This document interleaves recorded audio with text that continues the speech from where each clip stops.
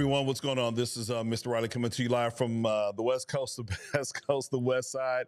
Man, we pulled off a win on Friday night. So we have Coach Smith on the other side of the intro. We'll have our opportunity to kind of dialogue and pick his brain about this wonderful win that we experienced this past Friday night. And then we'll also preview the game against Venice High School. So stick around, and I'll see you on the other side of the intro, and welcome to another episode of This Week in Pali Football.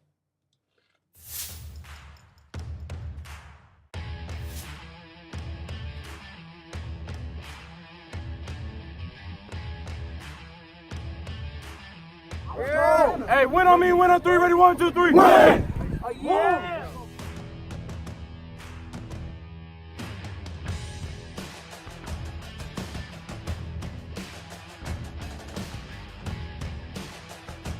Stop playing with a beat! Stop playing with a beat! Stop playing with a beat! Stop playing with a beat! Stop playing with a beat!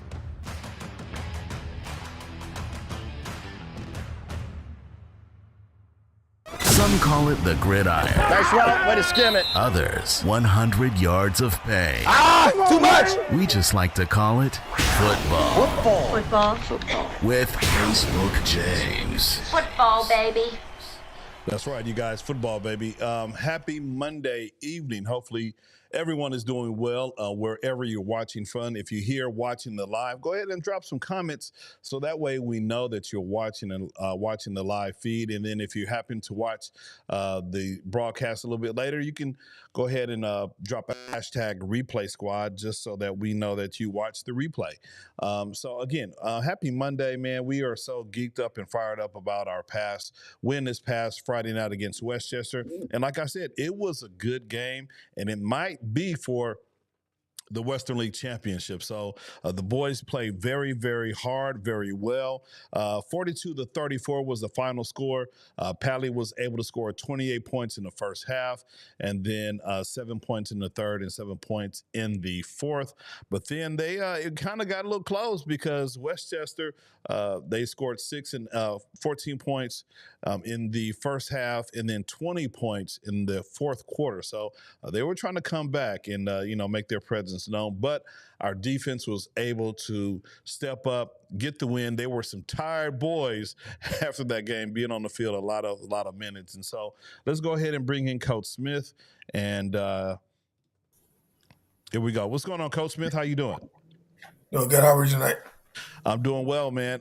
So, you made fun of me in the pregame show about the loss that my football team took. I'll take it. I might not have to wear a Cowboy jersey for the next 3 or 4 weeks because they just stunk up the joint. I mean, yeah. I didn't make fun. I just asked, how come you didn't have your jersey on this week? That's all. Yeah. You know what you're doing, Coach, though. You know. Yeah, they stuck up the place. But, my team and your team and the Raiders, they're in the same boat. So it's going to be a long season. So it is what it is, man. It already is a long season. Absolutely. But we're not here to talk about the NFL players, man. We're here to talk about our wonderful Pali Dolphins, man.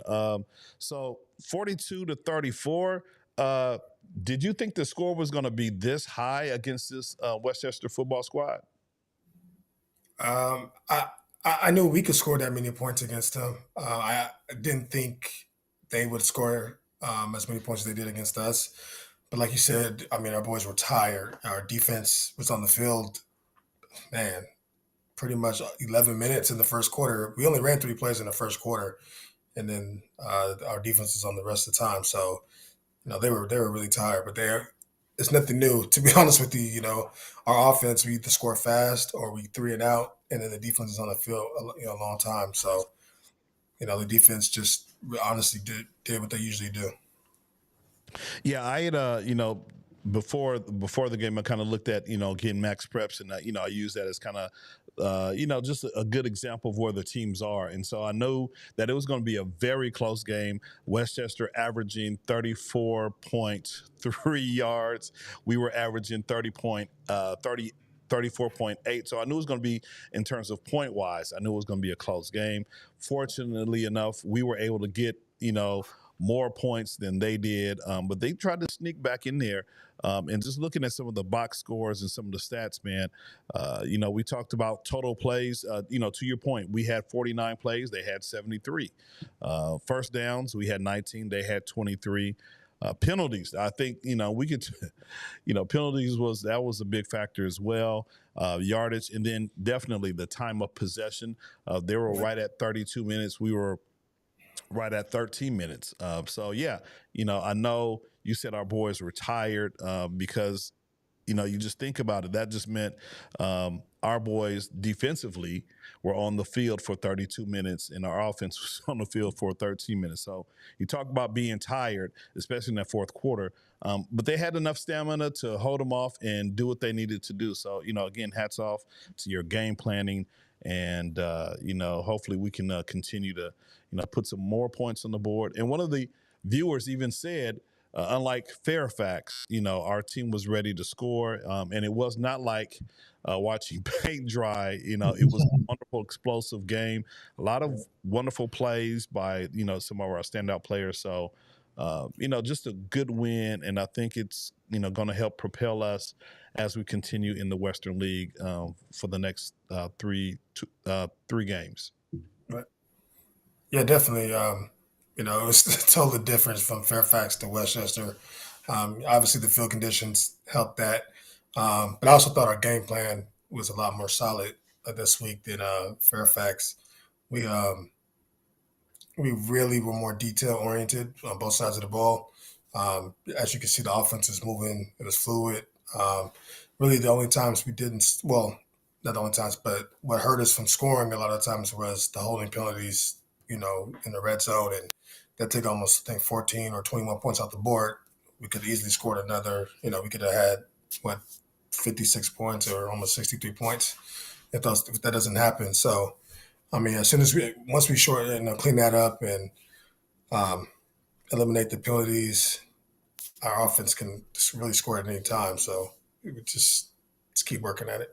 Absolutely, yeah. I was gonna mention, they play with gazelle intensity. I mean, just really focused and laser focused in terms of trying to execute. Yeah, I know. First half was kind of slow a little bit. You guys were still able to get 28 points in the first half. Thankful for two wonderful plays by Connor and Henry. And I even said on the lives, like, okay, our special teams and our defense has put us in the game. We got 14 points. Now it's time for the offense to step up and make a contribution. And boy, did they make a contribution! So I'm pretty sure that was that part of your game plan to be a little bit more focused than you were with Fairfax. Yeah, and I told we had a coaches meeting. I think it was Monday, and I said, if something doesn't go right, we're going to do it 5-10 times until we get it right. Usually we like to go fast and correct it later because we want to keep that tempo. And I think the way we practice, not letting the kids rest a lot, helps them during the game times. A situation where the defense is on the field for 33 minutes in the game. But this week I really want to be like, look, if we don't get it right, we're going to do it 5-10 times. I don't care if we have to do it 20 times in a row to make sure we get it right. And, we didn't really make a lot of mistakes as far as scheme-wise. The only big mistakes we made were just a couple holding, penalties. But as far as the scheme, I thought it was fluid. Jack, was changing the plays what he saw. We felt like the defense was easy to read. And, I thought we executed really well. Yeah, Westchester definitely had a balanced attack. I know earlier in the season we had more of just a running game, and then when we got to Harvard Westlake, was kind of like a balance.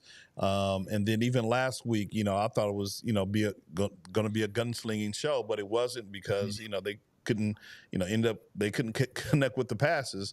But this team right here, I mean, they could run.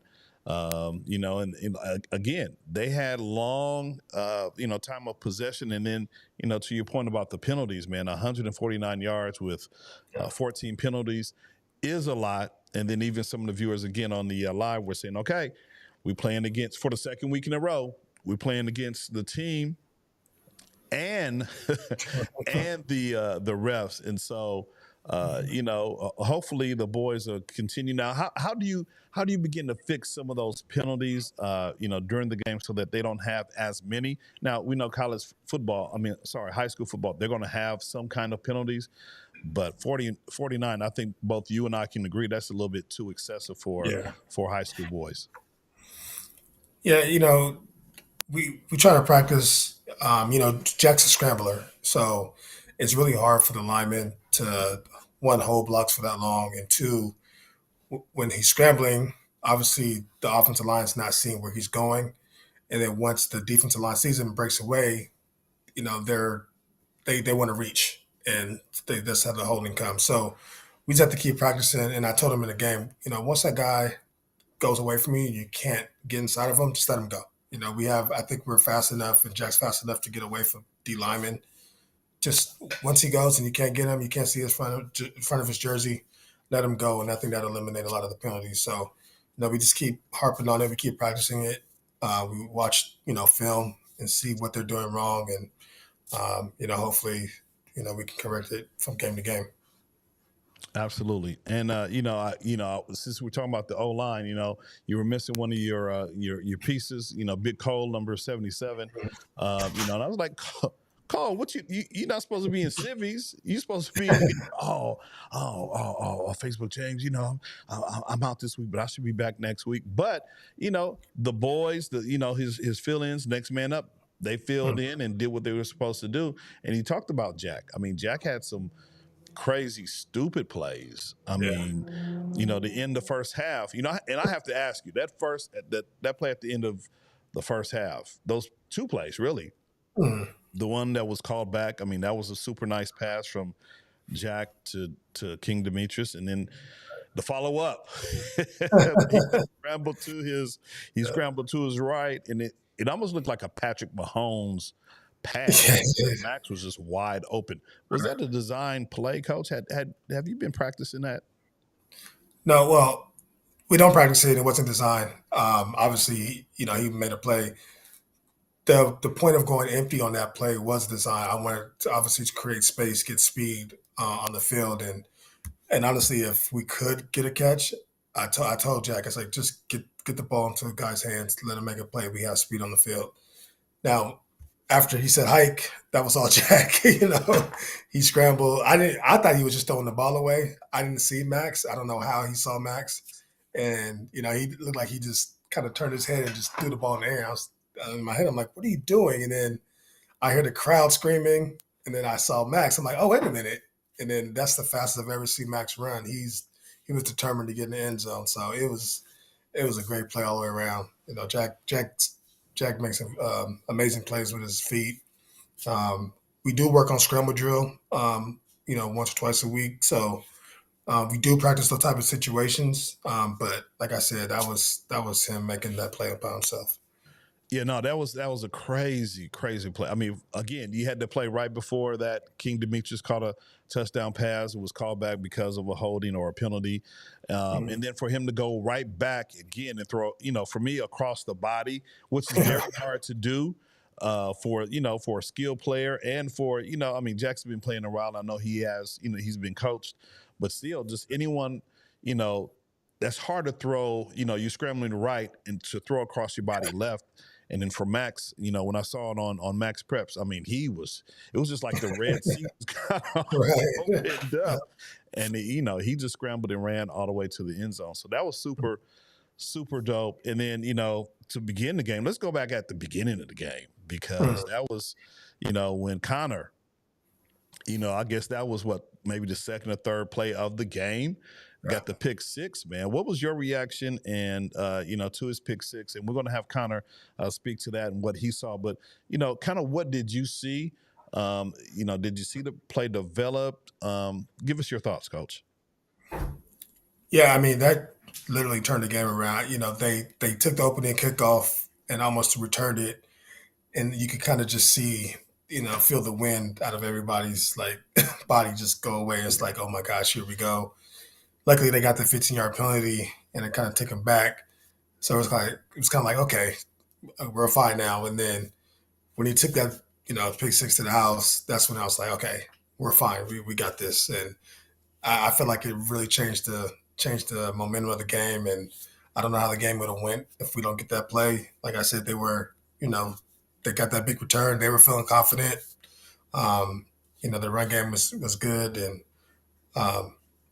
obviously we practiced that play all week. So he read it perfectly, and shout out to him because he missed a game or two with a shoulder. So for him to come back and make that play and just really change the momentum of that game was awesome to see. Yeah, and not only that, I mean, that was for me. That was, I was always calling his name, and if I wasn't calling his name, he was always near the action. So, Mm-hmm. of course, we got Jake and Rowan, Nico, Cash. We got those guys. But to have another dude step up, another dog, another dolphin, if you will, step up and just get in there. And to get a pick six, I mean that's crazy. That's crazy, a crazy nice way to start off the game. I kind of saw it. As soon as he kind of let go, I was like, oh, okay, the receiver's not even looking at him. And then Right. Connor was looking. He caught Right. and ran it all the way back. And then Henry, not my son, but my nephew Solomon. I mean, he had a crazy return as well to kind of set us up, for those 14 points in the first quarter. And I always tell him like, look, man, stop all the stutter stepping, just run forward. But in this case, he did his little step. He broke the defender down and got into and I think he returned it all the way. So it was an amazing play that both our special teams and Connor defense was able to get loose and put some points, give us a little cushion. So how did you feel about that 14-point cushion before our offense could really get started in the football game? Yeah, that was a momentum changer too, because I think they were, I don't know if they were tied or I don't know, it was kind of close. I don't remember the exact score at that time, but I just remember we needed something big at that time. And when he picked up the ball, I looked down to see what the next play I was going to run, and I look up and he's still running. So I'm like, wait a minute, we have a chance here. So that was huge. Like you said, I always tell him too. I say, you're one of the fastest guys on this team. Just go. You don't need to stop. You don't need to cut. Get outside and take off. And that's exactly what he did after, breaking those tackles, and nobody was going to catch him. So that was huge at that time of the game. Yeah, and then again, we already talked about Jack just being open, and then with that 14-point cushion, offense was able to get him some space and give him some time to throw the ball and then good old faithful. I just call this dude old faithful. Number 6, right? I mean he's coming out the backfield. He's catching passes. I mean, he's just, he's always cramping up near the end of the game. Right. But I mean, he's definitely an impact player.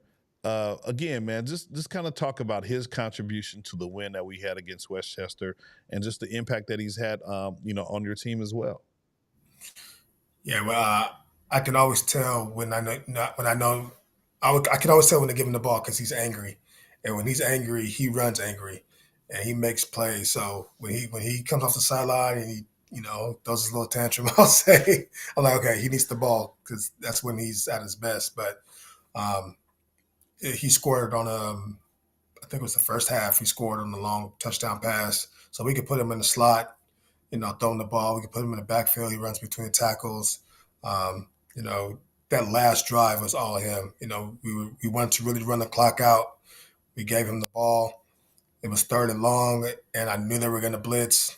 And, I was like, let me just get him out in space. We ran the screen pass, and he just took over from there. And, having him as, really opens up the playbook. And, he has speed to run outside in the backfield, in between the tackles, put him in the slot, like I said. And, I mean, he's multi-dimensional. He's scary. He's only a junior, which is even more scarier. Yeah, man. I mean, you might have to just put him in a Wildcat and see what he can do. You got some players. You got some boys. You're talking about juniors. You got Henry. You got Harrison. You got Jack.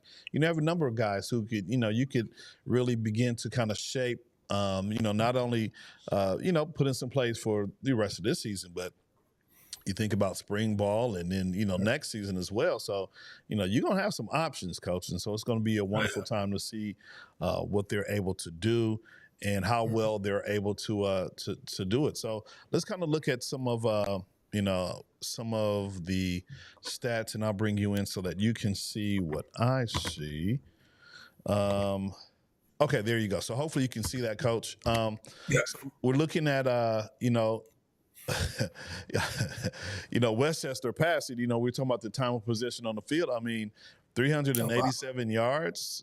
Passing. That's 3 touchdowns. That's pretty nice for a high school dude. Yeah, I mean, they were just, throwing the ball up and the guy was making plays and catching the ball. So I didn't know he had that many passing yards, to be honest with you. Yeah. I mean, they don't do that many times either. Yeah, they didn't put that many stats in. They did, I think, just rushing and passing, maybe receiving. They don't have a whole bunch of stats, but that kind of jumped out at me. I'm just like, okay, they were on the field a great deal, so it could be that he did have 387 yards. Again, you look at Jack, 225, 10 for 21, 225, 3 touchdowns. And what's important, he didn't have an interception. So again, just kind of staying within what he's able to do, not giving any turnovers in this particular game. So that's always good to see. You're looking at rushing. Again, to your point, Harrison Carter, 14 carries, 75 yards. Jack Thomas, he likes to call his number, and when he calls his number, he gets some yardage. And good thing about it, this week, he when he slid, he didn't kind of get injured, which is always like a point of holding your breath. And I know, like, for me, I know for you, Coach, you're like, okay, why are you sliding like that, Jack? What's going on? Yeah, I threatened him with the slip and slide. I said, we'll bring the slip and slide out if you don't learn how to slide, and we'll do it for 100 yards. So he's getting better each week. Said, absolutely. Let him hit your cleat, not your head. So yeah, absolutely. The helmet didn't pop off this week, so that was a good thing. We didn't have to pull him out for a play or two. Right. So again, some of their guys, and you remember how last week we had the player from Westchester hop on and leave a couple of comments. Yeah. So his name was Landon Davis, and I had an opportunity to just kind of be like, hey, what's up, man? And during halftime, I think when they were warming up, he was like, yeah, man, I kind of tweaked my ankle. They're gonna keep me out. I was like, hey, man, I appreciate you hopping on. Just continue being respectful. And I told him it was like last year when we played Gardena. We had a couple of Gardena players kind of trying to be all macho. I was just like, hey, dude, thank you for being humble. And he was real cool. He was a real nice guy, real gentleman. And so just wanted to shout out Landon. So, hopefully you get better. And he's like, yeah, they're going to keep me out. I was like, yeah, they should. I mean, you got 3 more games to go. So might as well just kind of rest and, not try to play a great deal. So you see some of the rushing yards right there. And then let's get into the receiving. King Demetrius, he had 1 for 5. And then, of course, he had 1 called back. Max Ajazi, 3 times he touched the ball, 90 yards, 1 touchdown. The Henry, 2 times, 1 touchdown. Harrison, 3 catches for 80 yards. I mean, these are some big gains for the receivers. And then Augie was in there for 1 for 17. So again, they're you got a whole bunch of weapons, Coach, and just pretty much able to score whenever you want to. Yeah, and I'm looking at it. The only one that's a senior is Max. Everybody else is a junior, and even Ricardo, who's coming along pretty well, he's a junior too. So Jackson Jr. So I mean, there's gonna be a lot of weapons for Jack next year, and hopefully we'll get some of these JV players who are really good. And, it's gonna be exciting to watch again next year too. Absolutely. Now I'm looking at some of their players, Amir Rogers, Justin Key, William Jones. I mean, they were, they had some nice catches. A couple of guys with 86 yards each. And then number 12, his name is Rasheed Wallace. I'm like, okay, I wonder if that's Rashad one of. Williams. I'm like, that name sounds familiar. I'm wondering if this is like Junior or something. You know what I'm saying? So you got all-purpose yards right there. Again, not to kind of harp on some of our, athletic athletes who are able to score and score a lot. So you got that, and then I do kind of want to jump down to the tackles. So Connor had 9 tackles. Jake, he had 6. And so you got the regular crew who are just always in there making plays. And then I even saw Nico Townsley, number 44, down there with 9 tackles. So a well-rounded Tavian Talbert with 7 tackles. So you had a well-rounded group on offense and defense, and you like, hey, they should have been tackling because they were on the field for 30 Right. minutes. So again, just a well-rounded, victory last week, Coach, and you get a chance to do it again this week against Venice, man. How are you preparing the boys for this week's contest, the homecoming game against Venice? I just, I just wanted to focus tomorrow on Wednesday's practice. And obviously, it's a big week with homecoming. It's going to be a lot of distractions, especially Friday. So we just got to keep them focused as much as possible. My plan is basically to go in this week the same as we did last week with a lot of detail. Like I said, stopping, plays 5-10 times if we have to, just to really get it corrected. They don't do a lot of special things. They're not exotic on defense. So we feel like we can exploit some things we saw on film today. Defensive wise, same thing. Coach Begg always comes up with good game plans. It's just really up to the kids to execute, and they've been doing a really good job of executing it. So, like I tell the kids every week, if we play Pali football, don't shoot ourselves in the foot. There's no reason why we shouldn't win Friday. Yeah, so I'm looking over here. Just pulled up the preview for our next game. Gondoliers 3-4, Dolphins are 6-1, and so it looks like. Let's see. You see our win-loss record right there. Just some of our averages. So despite being 3-4, they're still able to put points on the board. Looks like, of course, we are as well. And I think, just looking at some of the stats, the second quarter seems to be the place where we're able to do most of our scoring, which is a good thing. After the first quarter, the guys are kind of feeling their way through the game. So that's a good thing. We're averaging about 36 points. They're averaging 29 points. So again, another opportunity for the game to be close. But, with the weapons that we have, I'm sure hopefully we can come out on top and do what we need to do. Looking at some of the stat comparison, rushing yards. So we're at 142. They're averaging 103 yards passing, 198, 214. So we see already, just based on the stats, they have a pretty nice balanced attack with running and scoring, unlike some of the teams that we faced in the beginning of of our season. Receiving yards, they have a slight edge with that. Total yards per game, 317 to 340. Tackles, we have that on lock, and because we got some goons up front, so our defense is pretty stellar. We just need them to step up and play hard and fast. And then some of our team leaders, Harrison, Jack, of course, Henry, and I'm glad they started putting the receiving yards in there, because before they were just only showing the rushing, so that's good to see. Tackles per game, Jake. So they have some ballers as well, and it's going to be a good game for us to come out and do what we can do.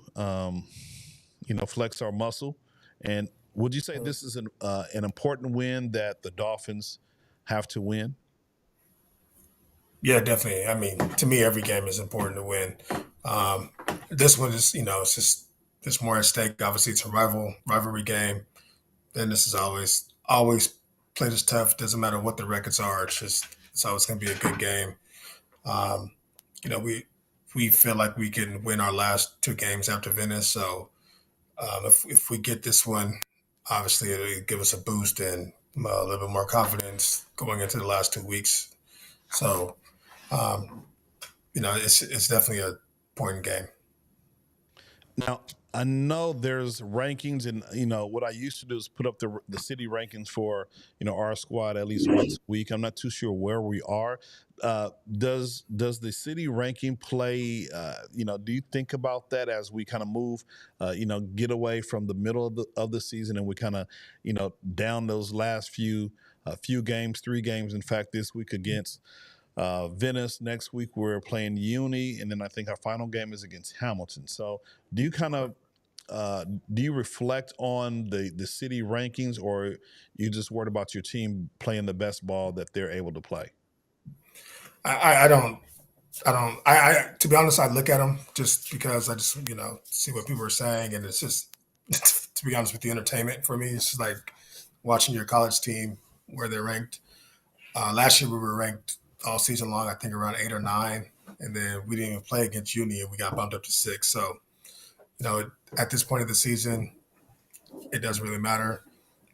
If we're in the open, we still have to play this. We know what teams we're probably going to end up facing, so we have to really be prepared for those type of teams anyway. If we're in Division One, so be it. We feel confident in Division One, but obviously our goal is to win the Open Division. But as far as ranking goes, a lot of it's people's opinions. Can't help that. The computer numbers, they are what they are. Can't do anything about that. We just, whoever's in front of us, we have to play them. We have to do our best to go out and win. Yeah, that's what's important. Just go and play and win. Venice is a worthy opponent. There were a time where they'd beat us 15, 16, maybe even 17 straight years. And then I think during the 25 or the 20, I'm sorry, not 2025, man. The 2016 season, we were able to get a win against them. And so, just that jubilation against the rival. And then since then, we've been kind of going back and forth. They've had some great teams. We've had some great teams. We've had some great games. They've had some great games. And so, this one, despite the record, it promises to be intense. And I thought, like Westchester it was like a gentleman's game. We didn't see that much chippiness. There were a couple of times when you saw some guys pushing each other, but for most intents and purposes, it was just a nice, gentleman's game. But this game right here, I think pretty much everything goes out the door. I know the boys, they kind of look at the social media and, they post stuff or whatever, trying to give themselves the edge mentally. But no, once you hop on that field, man, it's time to play ball. And, it's a rivalry game. So I know the boys are going to be hyped up and ready to play. And, I know you're going to be ready to coach. You got some former players who were coaches now. So I know they're going to reflect on their time against Venice. And, do you remember any of your rivalry games, either in high school or in college? And, what was your mindset going into those kind of games? I remember every rivalry game I ever played in high school and college. Venice is I went to Santa Monica, and Venice is our rival. Palisades is actually our rival as well. We used to play in the Rotary Bowl every year. So that was a big thing. So I still remember those games. And funny thing is, Angelo was coaching at Venice when I was in high school. So that's how long he's been there. I always remember. And then in college, playing against Missouri and Kansas State, just those rivalry games. So it's always something you're going to remember for the rest of your life. And you just have to, you have so much energy and anxious leading up to that week. You just kind of have to find that medium where you're prepared, you're not overhyped, but you're energized and ready to go. So it's you go through a roller coaster of emotions leading up to the game, but once the game starts, it's just honestly business as usual. You just go out there and try to win. Yeah, that's what's up. I always look at the rival games, and of course, I want my home team. Whatever, like last weekend, the Cowboys played the Steelers, so he was a house divided. My son number two, he was just like, "Hey, Dad, y'all are going down." Me and son number one, we were like, "Nah, we ain't going down." But that's definitely a rivalry game, Right. and so you think about the Rams and the 49ers, big rival, right? The Raiders and the Chargers, big rival. And so, of course, the home teams, they want that edge. We have, thank you very much, Mr. Timer. Of course, home teams, we want to be victorious at home against our fans and especially homecoming night. So, everything's going down at 7 o'clock this week, Coach. But it's 7:30. As far as I know today, it's 7:30. Nothing has changed. If I do hear something, it'll probably be by Wednesday. But as far as I know, it's 7:30. Finally, the JV team should be playing at 4 o'clock. So I think that's why it's going to stay at 7:30. Okay, cool. So then, for those of you who are watching the show tonight, you got to check out the JV squad. They're going down at 4 o'clock, Stadium by the Sea. And then our squad, rivalry game, homecoming game against Venice High School. It's always intense, so we want you to come on out at 7:30. It's kickoff, and who knows? I know Lorenz usually sends us a timeline of folks who are going to be presenting the game ball or whatever the case might be. Last week we had a whole bunch of young cheerleaders on the field. We had a beach volleyball person present the game ball. So I'm not too sure. I haven't got the run of show for this Friday, but just know if you're watching, we would encourage you to come on out and, we're going to have a good time. And we definitely want to pack the stands. Our last game last week, it wasn't packed as it normally is. Hopefully this week, with it being homecoming, with us playing Venice, it'd be a little bit more packed.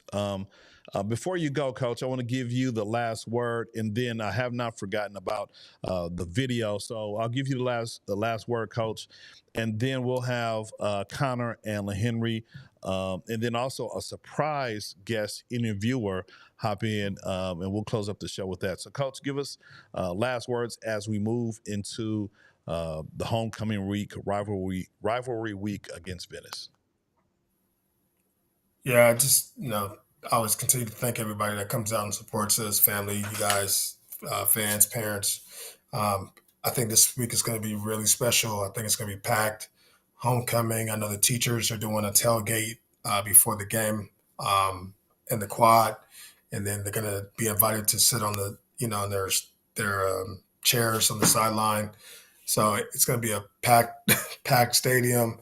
I think it's going to be really fun. I think the boys are going to play really well this week. So I think it's going to be a lot of excitement. Just looking forward to it, and hopefully continue this Western League streak that we have going on so far. Absolutely. So we know last week you guys were successful wearing your black. I think. Yes. The curse has been lifted. Yes. So yeah, I did hear some of the football players say, like, yeah, if we lose against Westchester, coach is not going to allow us to wear our black jerseys. They're going to be banned or whatever. So you got that monkey off your back. Yes. You don't have to worry about banning the black jerseys or the black. So I guess there's no real thematic other than just being a homecoming night. So just come on out, everyone. JV, 4 o'clock. Varsity, 7:30 until otherwise noted. We just appreciate you. And I'm sure all the tickets can be purchased at gofan.co. And just make sure you click the Palisades game against Venice on the home side of the field. So, Coach, hang tight. We're going to run the video. And then, as always, we'll chop it up afterwards. But I appreciate you hanging out with us this evening. And, man, just a wonderful win last week against Westchester. Thank you. Appreciate you having me on again. Absolutely. All right, here we go. Hear from myself, Connor, and LaHenry. Hey guys, what's going on? Mr. Riley coming to you live from the West Coast, the best coast, where Pali has just defeated the Westchester Comets 42-35. And so I got two of my favorite players in this particular game, Connor and LaHenry. Connor, you know what? You kind of got us started early tonight, man. I kind of saw what you saw, but tell us from your perspective what you saw and how you got that pick six earlier tonight. I just saw him break. Wasn't too good of a route, so I just trusted my read and went and got it. Yeah, because, the receiver didn't even look back. I mean, I saw you, I saw the QB, and he was gunning for number 10, and number 10 didn't look. You got to jump on it. And, just the reaction of your boys, man, how did that make you feel? They were so elated at you, getting that pick six. Good, it's a great way to start off the game. And I love my guys. Absolutely, man. We appreciate you. You were a dog out there against the Comets. We expect good things from you for the rest of the season. So go ahead and hang out with your boys. Congratulations on the win, man. Absolutely. All right, so that's Connor. And then, you already know this dude right here. This is LaHenry, not my son, but my nephew, LaHenry Solomon right here. Man, you were doing your thing out there, man. So I think earlier in the game when you got the first kickoff return, you were kind of sidestepping a little bit, right? And then, because I was talking about you, your uncle was talking about you, but then that second time, you kind of broke it open, man.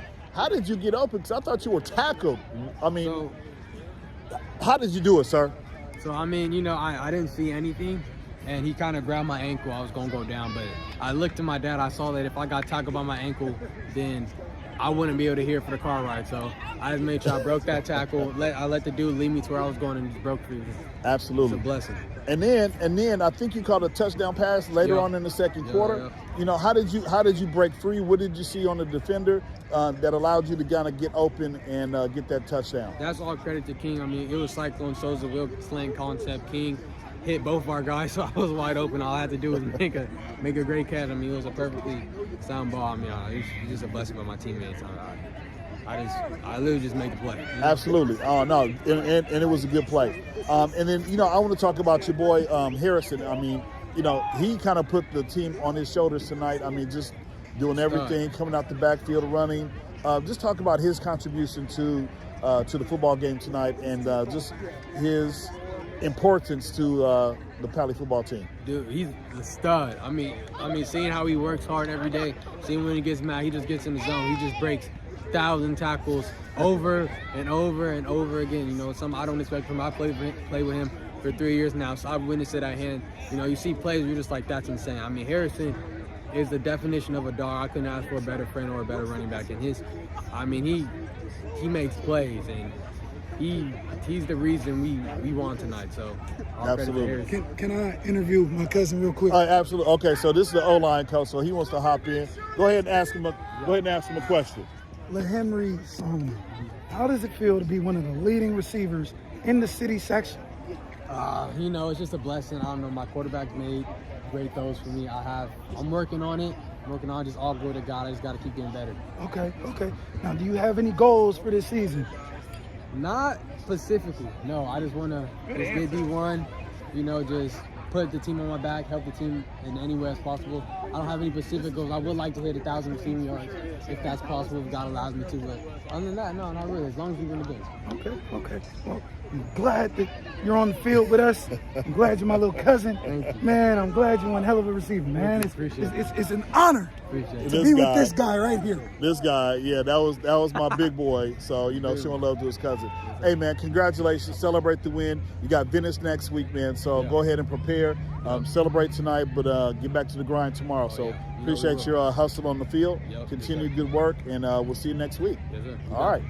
This is Facebook James, Mr. Riley coming to you live from the West Coast, the best coast, the West Side, talking to Connor and talking to LaHenry, not my son, but my nephew Solomon. Thanks for watching. We'll catch you next video. Yes, sir. Peace. Hey, so that was, that was fun to watch. The cousins hop on and talk, and then, just to see the boys do what they do on the field. And a special shout out. You saw the blackout jerseys or blackout hoodies. Shout out to the QB Club. I was gifted a hoodie, so I appreciate y'all. I had my Dodgers jersey on. Of course, they won Friday night, and so right after that, I went ahead and got in uniform as well and wore my blacked out hoodie from the Pali QB Club. So I appreciate it. Just a wonderful, wonderful night. And can't wait to see what happens this coming Friday. So again, you guys come on out. We're going to have some fun against Venice. Not too sure. Oh, October 18th. Come on out. JV's at 4:00. Varsity's at 7:30. It's going to be a wonderful night, an electric night, and the boys are going to be ready to do what they normally do on the football field. All right. Hey, I appreciate you guys watching. We're going to have Coach next week if he agrees to come on. We're going to do this all over again. We'll recap the Venice game, and then we'll preview the game against University High School. So it's going to be a wonderful, wonderful night. Anyway, thanks for watching. This is Mr. Riley or Facebook James coming to you live from the West Coast, the best coast, the West Side. Thank you for watching another episode of This Week in Pali Football. And as always, go Pali. Have a wonderful night. See you on Friday. Peace.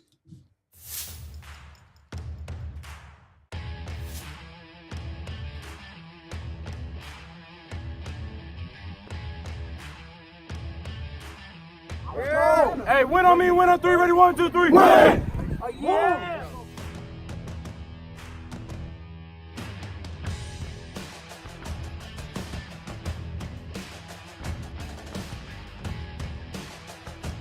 Stop playing with a P! Stop playing with a P! Stop playing with a P! Stop playing with a P! Stop playing with a P!